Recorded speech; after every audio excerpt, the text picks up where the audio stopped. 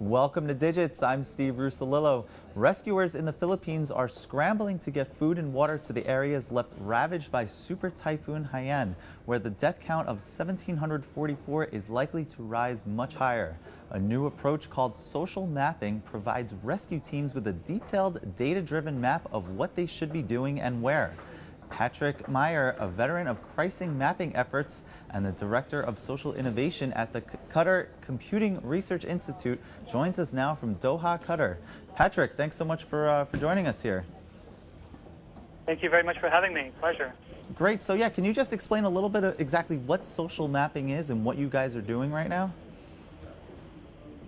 Sure. So what we've seen in recent disasters, and increasingly today and during the Philippines typhoon, is that during disasters you have an upswell in user-generated content shared on social media, primarily Twitter and Facebook.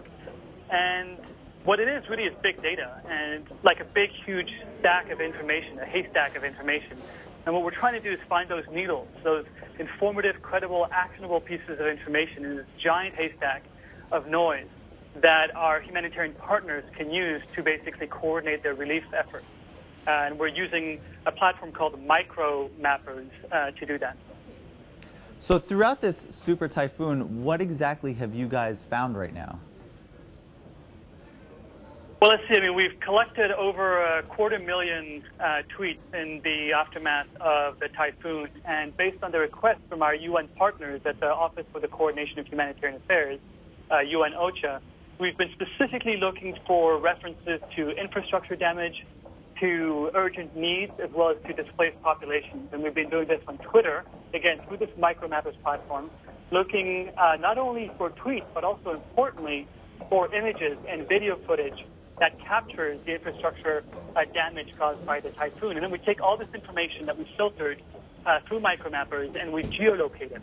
We put it on the map, and that becomes then a damage assessment map and a needs assessment map that our UN partners can use to coordinate their relief efforts. And we're seeing a lot of needs. And what we've also seen is on the second day of the typhoon, Saturday, an about 18% drop in the number of relevant tweets, due primarily because of the telecommunications companies not being able to weather the storm and having their lines go down and so on. So we have some spots there that are really just blank right now, and we're urgently trying to get more information on. So Patrick, I imagine that would be one of the drawbacks with what you guys are trying to do here, because clearly when the power goes out, or perhaps in a region where not that many people are even connected to social media, you're not going to be able to collect as much or the appropriate amount of data that you need to draw the conclusions that you guys are trying to do. Is that an accurate assessment?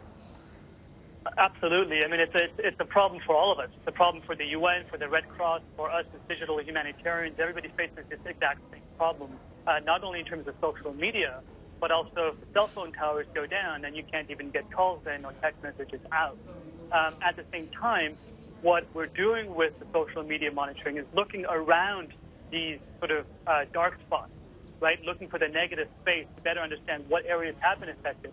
And if we can get information along the contours of this negative space where no information is coming out, those border regions, those social media border regions can be very, very informative, because we know that disasters are not hyperlocal, especially one the size of a super typhoon like Yolanda. So the challenge here is as great as ever, with or without having these negative spaces. We need to find any information we can on social media, this huge haystack of information, and look for that informative content as quickly as possible, because ultimately social media will be more real-time than anything else that the UN has access to. All right, Patrick, thanks so much for joining us. Really appreciate it. Pleasure. Thanks for having me. Sure thing. And I'm Steve Rusalillo. Thanks so much for watching Digits.